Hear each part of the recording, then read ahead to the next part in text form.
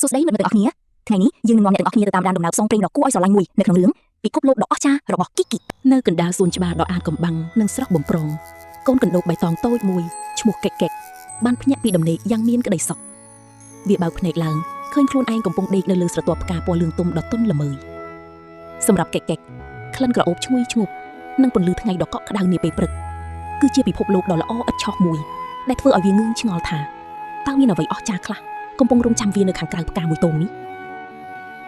តើពិភពលោកខាងក្រៅមានសភាពបែបណាទៅនឹង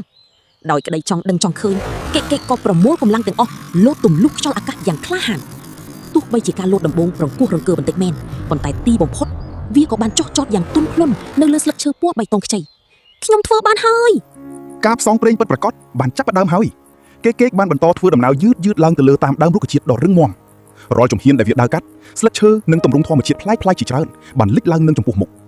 ពិភពលោកនេះពិតជាធំធេងនិងមានអាថ៌កំបាំងជាច្រើនដែលរងចាំវាទៅស្វែងរករំពេចនោះស្រមោលដ៏ធំមួយបានលេចឡើង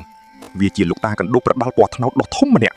កេកកេកភ័យបុកពោះបន្តិចមែនប៉ុន្តែនៅពេលលោកតាញញឹមមកយ៉ាងទន់ភ្លន់ក្តីបារម្ភទាំងឡាយក៏រលាយបាត់អស់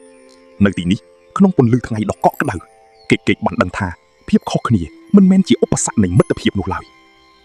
ដោយមានការលើកទឹកចិត្តពីមិត្តថ្មីកេកកេកបានឡើងទៅដល់កំពូលខ្ពស់បំផុតនៃទងស្មៅ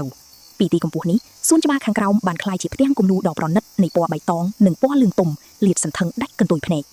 ឥឡូវនេះកូនកណ្ដូបតូចលែងញញើតនឹងពិភពលោកដ៏ធំនេះទៀតហើយព្រោះបេះដូងរបស់វាបានពោពេញដោយភាពក្លាហាននិងក្តីសង្ឃឹម